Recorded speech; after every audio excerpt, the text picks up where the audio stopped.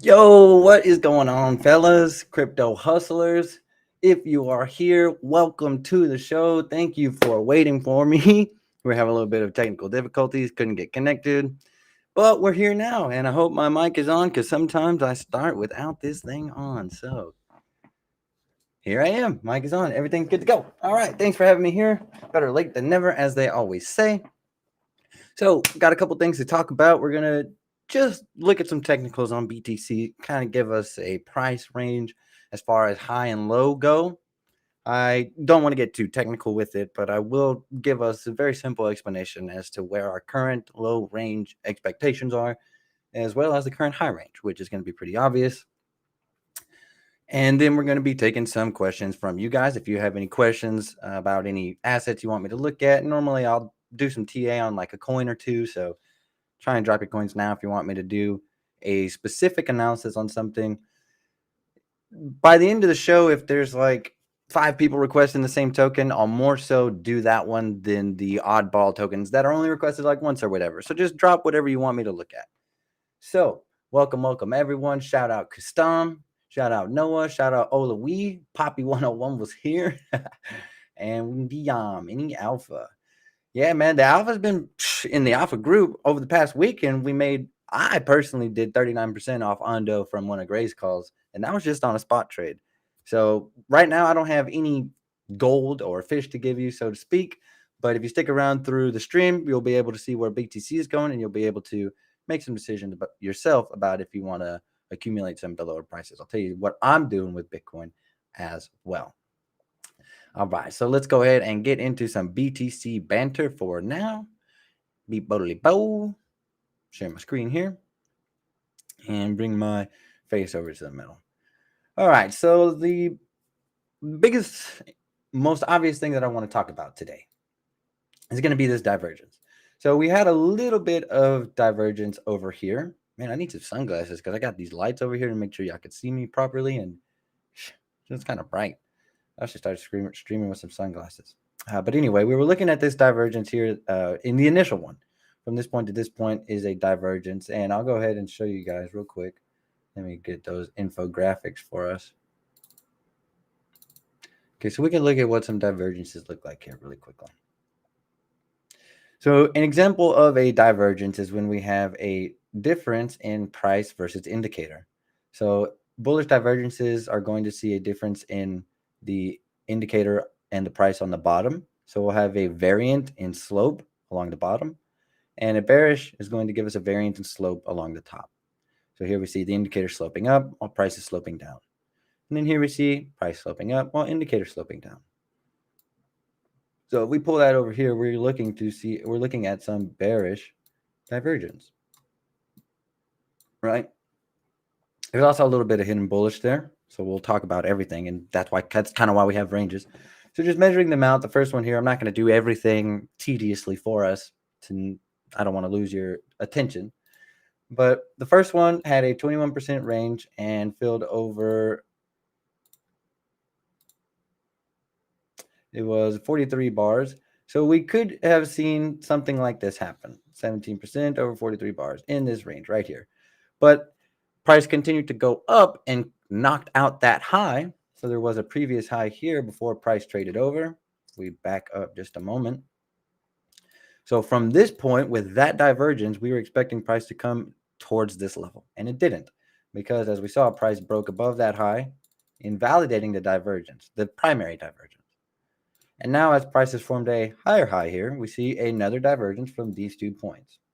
So divergences give us a really good betting opportunity because we see a difference in buying and selling pressure.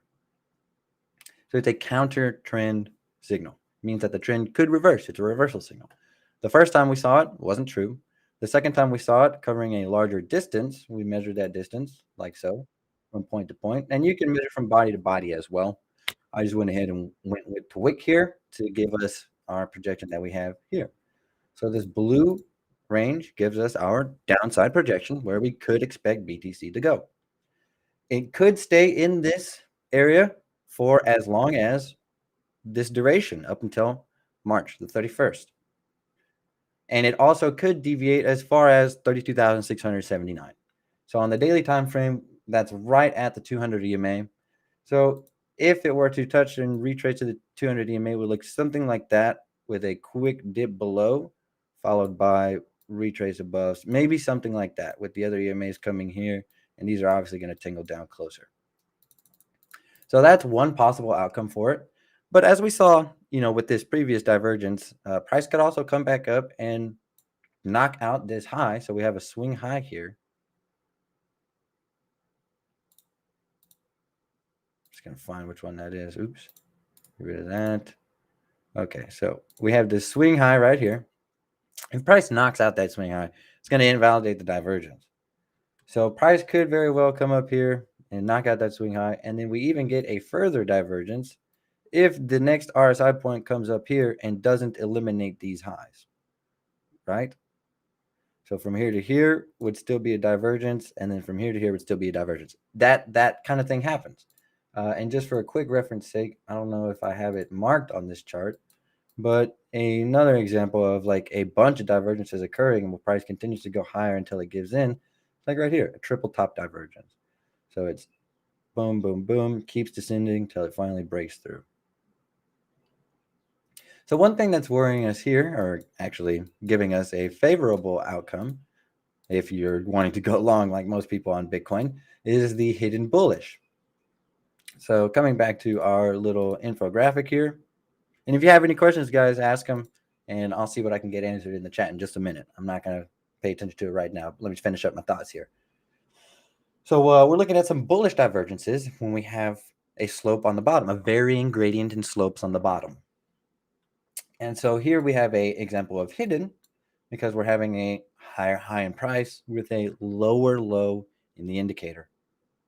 And that means we're seeing a potential hidden bullish divergence. So now the two are going against each other. So we're getting this potential bullish zone into a potential bearish zone, and that's 11% over 70 days. So we could see that now, not that high, and would fill in around the same time frame. So I'll put a box in here. We can see that zone clearly. All right. So this is our area for bullish divergence. This could be completely satisfied and still be within the bearish divergence to trend down further, which again may yield another potential bearish divergence, hidden bullish divergence, all of the sorts. So lots of philosophies that could happen there. But looking at the data we have right now, the range for downside, based on the divergence is right here, this date and time and this price mark. That's why that X is there. And then we have the bearish hidden bullish divergence coming potentially upwards of 42,942 and potentially expiring on the date of April 2nd. So price could even, based on these two divergences, price could even trade in this region for this entire period of time. So our high range is going to be back up to the swing high, clearly. And then our low range is going to be down towards 32,679. We're right in the middle of those ranges. So now turning on some of my real quick, and then we'll finish up our BTC analysis here and we'll take some questions. Real quick, what we are looking at in the active structure is going to be some looking at horizontal supports and resistances. So I'm going to zoom in a bit now. And we're looking at these areas, these levels where the previous highs and previous lows were. And you can identify them with zones. So there's a previous swing low here based on that low. I can just go ahead and delete that now. And then we had a previous swing low here based on that low. I can go ahead and delete that now. And we're having our current swing low here. So now this is a current swing low. And basic price philosophy is going to say if price knocks out this swing low, then it's likely going to descend lower to another area of horizontal support or dynamic support, but there is no more dynamic support there. So we're looking at if a breach of this support occurs, then price may very well descend to the 200 EMA at this level, and possibly into some of these other levels. So what you should do, and what I have done, is set up buy orders to these levels up until I have mine until 30K. So if price dips below 30K, I'm going to have to look at deploying more capital in different options, but I have essentially limit orders for if price dips down that low, because it's possible based on these ranges, and it's only going to give us better DCA entries. So one last thing that I want to talk about here, the MACD is clearly in a bearish state, so you don't want to go long while the MACD is bearish. On smaller time frames, there's differences. So right now it's actually bullish, and we could have possibly made a smaller time frame trade. But just looking at the bigger time frame, because I'm not going to see all of you for another week or so, at least for another week. And over that next week, a lot of things could happen. So the MACD is bearish. We're not really looking to go too strong long right now. And then on the ADX, that's one thing that is really, really important to my analysis is the ADX. So really quickly, if you don't know how the ADX works, it does not take into consideration the direction of price. It tells you the strength of price movement. So really quickly here, if we look at this moment and this moment, it tells that the price is gaining momentum, and the momentum is an uptrend. So it's gaining momentum here, and we look at the price, it's an uptrend.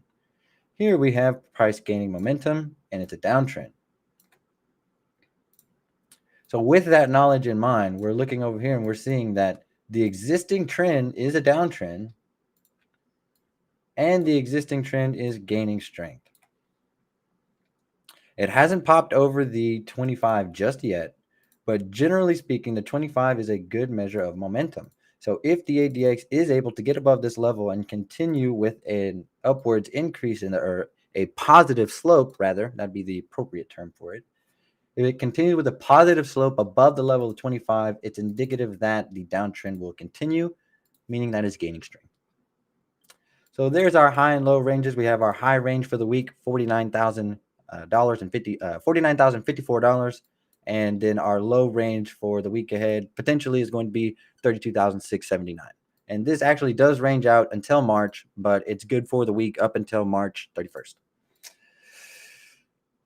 Do we have any questions on that? Let me go through the comments and see what we got going on. Any questions, comments? What do you guys want me to look at? I had a couple more thoughts on BTC too, but let me see what go through the comments and make sure I'm not leaving anyone behind on questions.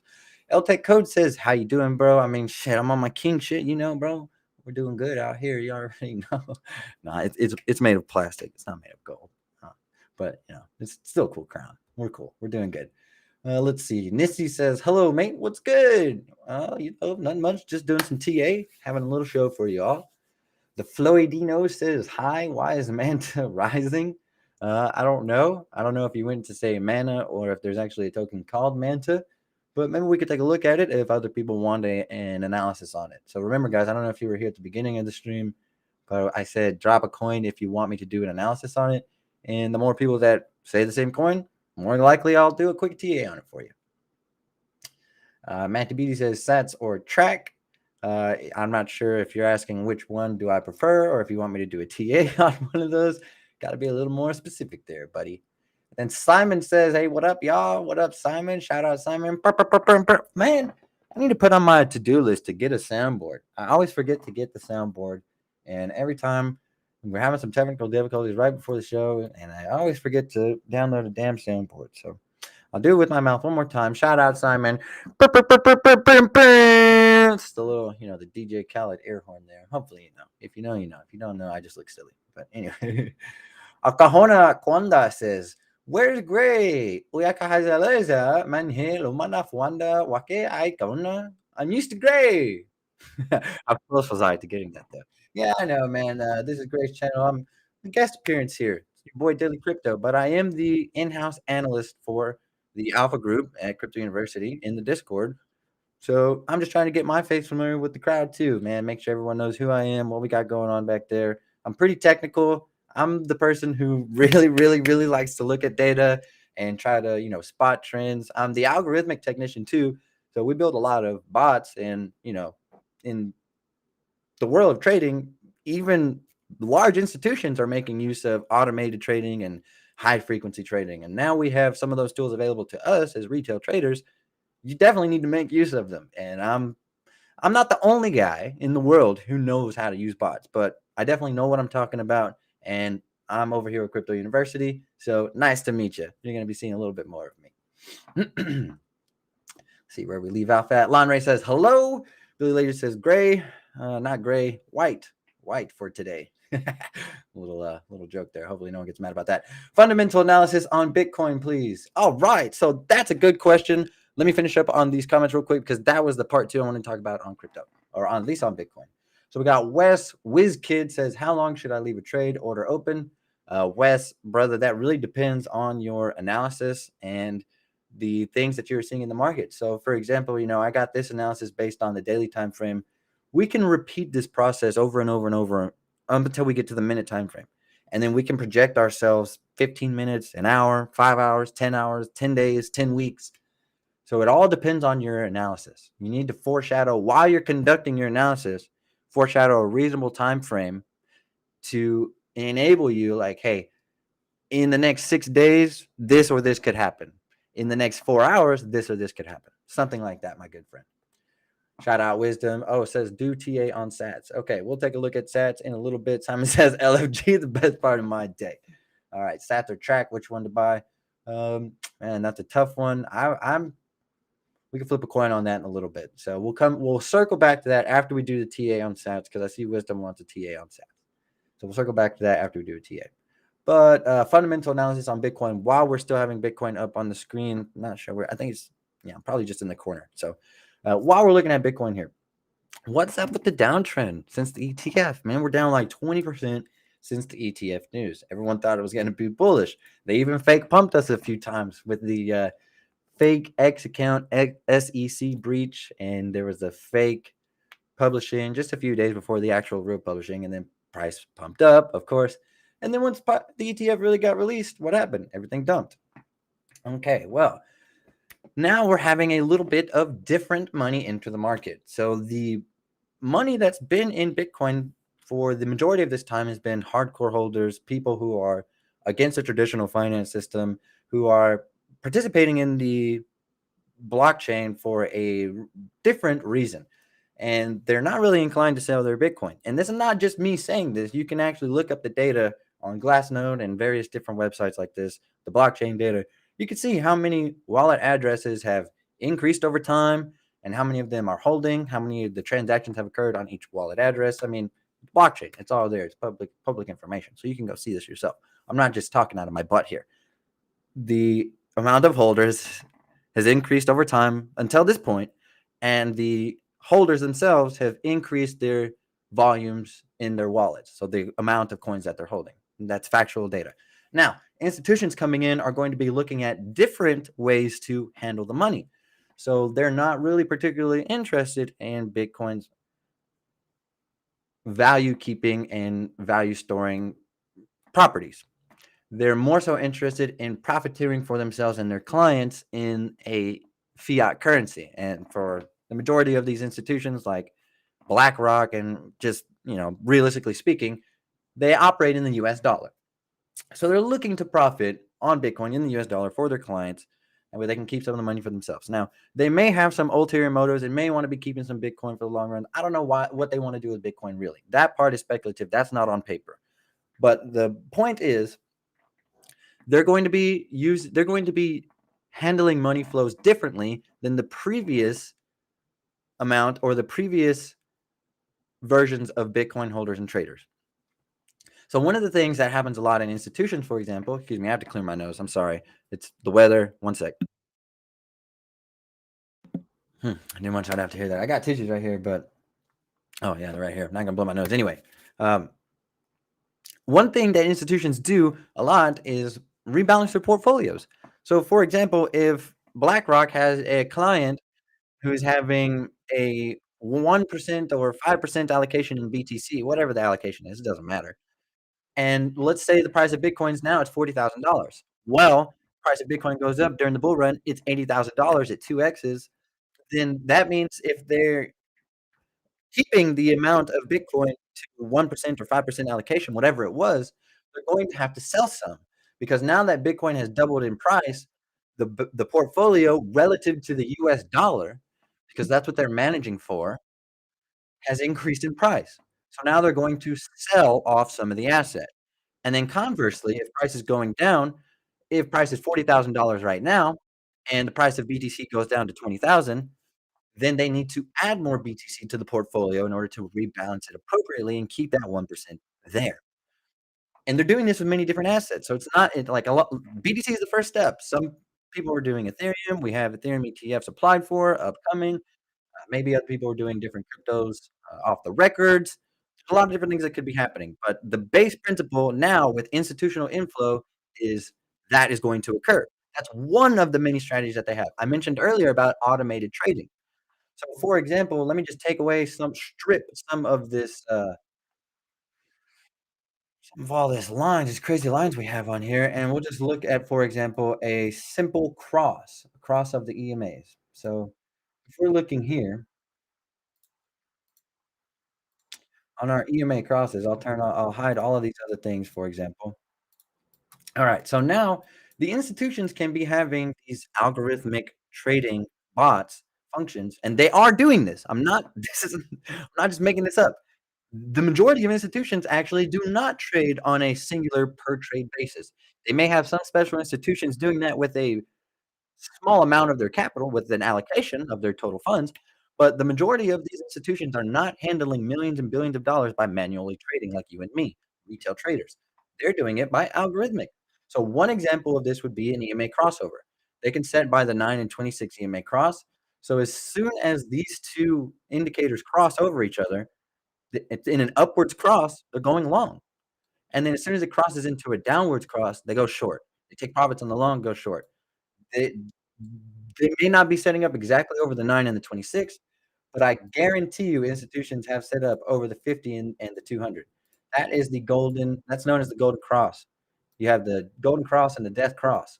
So every time this crosses down, they go short, and every time it crosses up, they go long. They do this on many assets, not just Bitcoin, S&P, Apple, Microsoft, you name it, they're doing it. You name it, they're doing it. That's why all the markets move in correlation because of the mass amounts of capital controlled by AI, so to speak, artificial intelligence or algorithmic trading functions. So you can set it up based off of an EMA cross. You can set it up based off of, let me hide this for us now. Like I mentioned earlier, our ADX. Once the ADX crosses the level of 25, you can set it to go with the trend based on the high values or the low values. Or once the RSI crosses a specific condition, if the RSI is sub 30, you can have buy orders.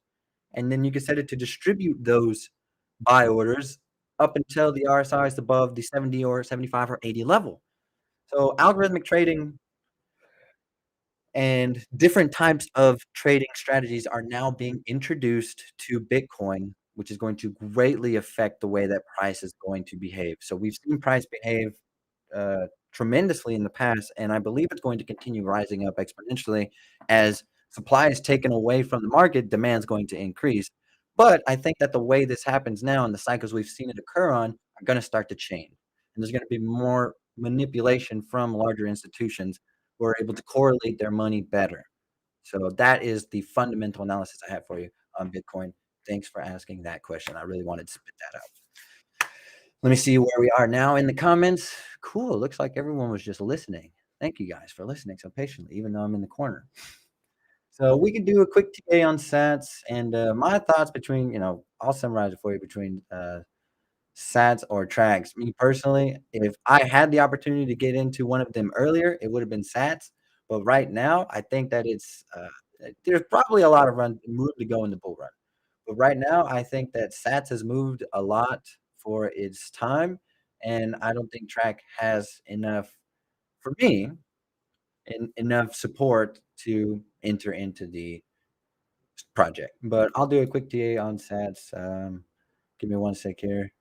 And it looks like West Kid wants our thoughts on YFI. I see he is a subscriber, a premium subscriber of some sort. I don't know. He's got the cool name, so I'll take a look at YFI as well. Thoughts on YFI. I don't know anything fundamentally about YFI, but we can do a quick TA on that as well. So give me one sec here to get my You guys can take a look at my crown for a bit and admire my jewels, my plastic jewels. While I try and load up some coins for us.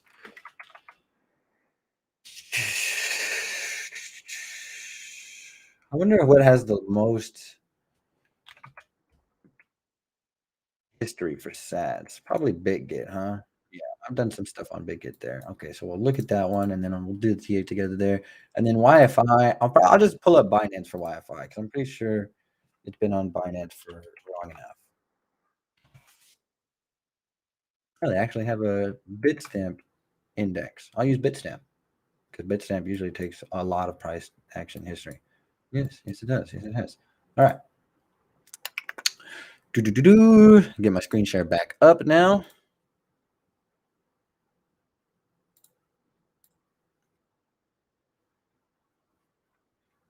Simon says great stuff. Thanks, Simon. I'm glad you think so. Sometimes I have trouble articulating my thoughts, I believe, but that was the best I could do. So if you thought it was killer, I know you're a smart individual, and then I'm gonna assume I made sense. All right. So the last time I looked at sats was was a little bit ago. You can see that here based off of my TA. So I'm just gonna do this TA with you quickly. This is kind of how my brain works. So you can see what my TA process would be like. Clearly, that's the swing high, and even so, in my head, this is I'm just gonna like tell you what I'm thinking, kind of as I'm thinking it. But even in my head, if I wasn't having to talk, I could think a little bit faster. So there's a little bit of delay here. Anyway, just try to bear with me. So immediately, I'm checking the swing highs and swing lows to see where they are. Got the swing high. I'm dragging that over. I see a previous swing high there, so I'm going to drag that over as well. Looks like price is right up on that level. Previous swing low could give us a zone from there to there. So we could make this a rectangle, but I'll just go ahead and use the line since I already have them. Looks like there was a previous hidden bullish, and that's already expired. So I'm going to save us the trouble of creating a trade scratch. That is a previous swing low. This may be used as a point in the future as resistance or support if price can come back up to that level. Maybe more zone here because a little bit of wicks drop below. So I'll use that point as the beginning of the zone and then those wicks right there. So I'll drag it over and then I'll use my snapping tool, dragging to the wicks, and we'll make that just an intra zone. So then let me get rid of that other trend line that I drew there. Okay. So that's a little intra support resistance flip area there. There was a nice 3-bar play. Previous swing high. Get rid of that one. All right, so now that's a pretty clear picture. I'm going to go ahead and start accounting for these. If they're at varying distances, then I would just go ahead and use each one as they were. This is 5%, so it's not a vast range. If it was like 10, 15% maybe, I would break it up into two. But I'll just count that as one because if I had two lines here like this and like this, I'll just do it real quick to explain. If I had both of these lines here like this, I know that there's going to be potential selling pressure at the first step. So that's general theory there. If we run into resistance and get past it, then we run up to the next one. So the next one here, I didn't put a line, would be right there. My alarm's going off. So there would be potential selling pressure there. If we can get past that selling pressure, we would look to the next area, and it's way up there. So here, if we get past this selling pressure, we would have to look towards the next one, and boom, we run in right there. We run into that hiccup. So that's why I'm classifying these or this particular one as a zone instead of having the line there. And then I'll go ahead and put this line here as well. So these are going to be potential areas of resistance. Why? What is resistance? You hear that all the time. Resistance is simply an area where people have shown interest in taking profits recently or in the past, and they may show interest in taking profits there again. So clearly we have a wick here, a large wick that protrudes. That's the rally. We have rallies and troughs, rallies and valleys. So you know what I mean? Price comes up, selling, selling. When price gets back to that area, there may be selling pressure. If price can get above all these areas of selling pressure, we haven't seen any more selling pressure in recorded history. So from here, price could stray up until God knows when, until maybe we get a divergence signal or something of that nature. But for right now, these are all the resistances we have above. And then support too, same thing on the bottom. Where is support? Where is potential buying interest? Well, we have resistance right here, which is where price showed or people showed interest in selling previously. That generally can become a support role. Sometimes they flip. Support can flip to become resistance. And resistance can flip to become support. So here we saw resistance. If prices to stray any further, it could potentially, because from here to here, right? We're looking at price action history. There's nothing in between. There's nothing like this here. No consolidations, no wedges, no anything, no breaks. So what's likely to occur is if buyers do not show interest here, that's support. It's the opposite of resistance. If buyers can support the price by showing their interest, then the price will go up. But if buyers do not show interest, there will be no support and price will continue to fall until there's a level where buyers are interested in acquiring the asset again. So they have to show interest based on the belief that they're going to gain value from their investment. Why would someone place a buy order here? Why would anyone place a buy order? Because they think they're going to be profitable, not because they want to throw away their money. You never place a buy order with the intention of your stop loss being hit because that's dumb. You're throwing your money away. That's not what people want to do. So you have to have conviction to buy, and you have to find an area on the chart where people are interested in buying. So that's a quick little TA there. One thing that I didn't put on was a dynamic trend line. I'll go ahead and throw that on there. The visual assistance indicator, one of the indicators offered up by Crypto University, and then we can see it populates by itself. So I just wanted to have it drawn up there before I did it. But anyway, we can see there's a little bit of dynamic resistance there. So you can get this indicator, the nitrous pool, as well as the EMA trading indicator that I have on my chart. If you become an alpha member, you get them for the lifetime of your membership, or you can just straight up buy them off the website. But those will be able to help you to look at some dynamic resistances too. But yeah, that's all that we have going on this chart. It doesn't really have that much price action history. And me, I'm very data driven. I'm very like if you gave this chart to, and I'm not being a dick, I'm being straight up 100% with you. If you gave this chart to Warren Buffett and you said, Warren Buffett, what do you think I can invest in this over the next 1 year to 5 years to 10 years? He would laugh at you and he would say, dog, like this is, so I'm very hardcore and traditional in the instance that I want to be able to look at the data and infer and have a good sound future, right? That's kind of the person I am. So we're either looking at unless you're looking at for a quick trade, because Benjamin Graham, these types of people, they are not going in on quick day trades. So if you're a good trader, you can make use of that information and be in and out of this very quickly. But as far as a long-term investment goes, is there upside potential? Sure, of course there is. Yeah, but there's not enough data for me to invest in this wholeheartedly.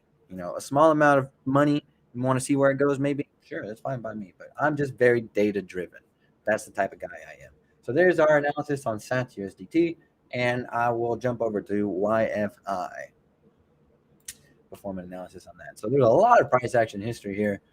I'm really not going to do a complete analysis on it from the get-go, but we'll take a look at the immediate price action range. And then once that's broken, I'll take a look at the next closest target. So right here, I can see already that's a high. So I don't see any previous highs before that. I'll look at the next one just to give us the very next level. And it looks like they could be at these values here. So I'll just click that there, drag that over for a bit, click that there, drag that over. You see the distance between them, 5%. Okay, we'll just make that a zone again.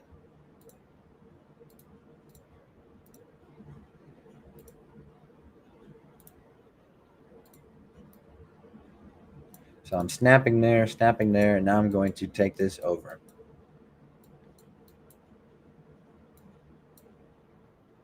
All right, so this level is just barely above that as well. I'll take that into consideration. We'll protrude a small zone from here.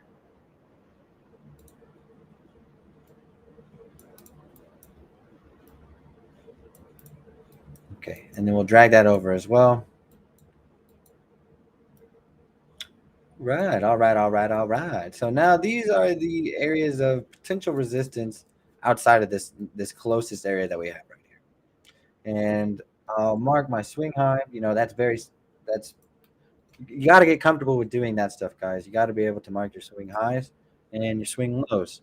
You have to know where those are. That's very, very, very, very basic and essential for developing your technical analysis. Because, like I said, the basic price philosophy is if this level gets taken out, we're going to the next one. So you need to understand where those levels are and how to identify them. And it's very simple. The areas of selling and buying come from pre-existing areas on the chart. So right here, it doesn't look like there's honestly much structure on the daily time frame. We had a wedge that was broken here, so I can't really use that wedge anymore. And then price shot up so sporadically here and fell back down, it's not really making much structure. So I'm just going to turn on the visual assistance to see if I'm capable of seeing. So here would be like an example of a falling wedge. There we go. That presented itself to us now with the help of our indicator. So a falling wedge would look something like this. Now, normally we would expect this to break up, but it can break down. We've seen that it just happened recently in Bitcoin. I think I had or maybe it was deleted. I'm not sure. Maybe it was Ethereum. I'm not going to spend 100,000 years looking for it. It's possible for price to break to the downside when looking at this, but most of the time we experience a positive break. So let's just go ahead and keep an eye on this here because that does look like a solid formation along the top and the bottom. If price breaks to the downside on this formation, there's not a bunch of established supportive resistance. I mean, maybe a quick touch or stop right here, but that's like the only intermediary I see outside of the current swing low, which this current swing low is dangerously close to current price action, meaning that price could knock it out essentially within, the next few candlesticks. So the way that we would determine that is like how far away price is from the previous swing high. So someone earlier asked the question, how long will we stay in a trade? You can kind of tie this information together like little puzzle pieces. If we're looking at trying to go long back towards the swing high, well, we could see that was 68 days ago. So we might have to stay in that position for around 68 days. That's 2 months, right? Or some amount of weeks as well. I don't know how many weeks, but that's 2 months, 68 days. But if we're looking at current price action and we're going back to the swing low, that was just yesterday. So if we're looking to short to the swing low, we might be able to get that done in the next 24 hours. That will give us a time frame to how long we should stay in the position. And both of these are possible. In the next 68 days, price could return to that high. It was there 68 days ago. And in the next 24 hours, price could return to this low as it was just there 24 hours ago. So that's hopefully the philosophies are starting to click into your head. And then looking back over here, you know, right now the swing low on this one is pretty close to where it was. BTC, the same thing. We're looking at a lot of these assets are well, there was a previous swing low there, but looking at another swing low down here, basic theory will give us just so we could see how it presents itself, right? 24 hours ago, close to that low. 68 days ago, close to that high. Versus a different positioning here, we're about equidistant from here to that swing high is 13 days, and then to the swing low, where we get that one from, well, 71 days. So 71 days ago, right? In the next 71 days, we could see that value presented in BTC. And then likewise, in the next 13 days, we could see BTC back up to 49K because it was just there. So price exploration, probabilities, yada, yada, yada. TA on YFI was the main thing there.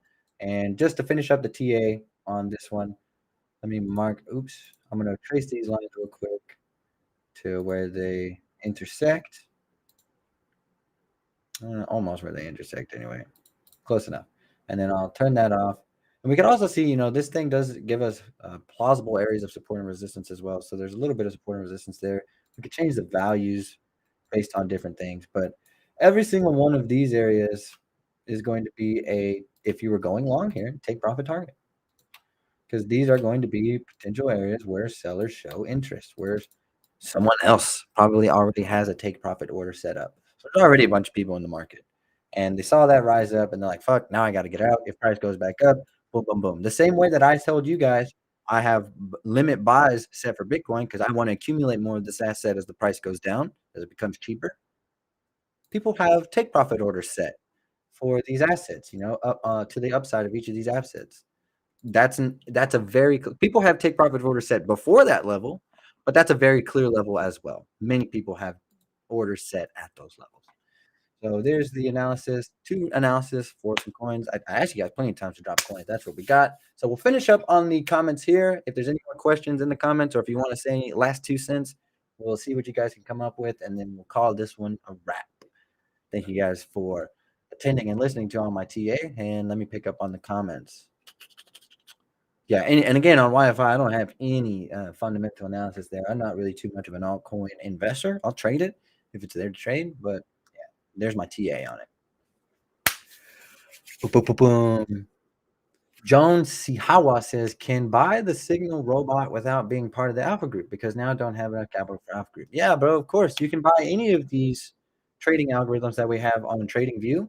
You can use them with a free account.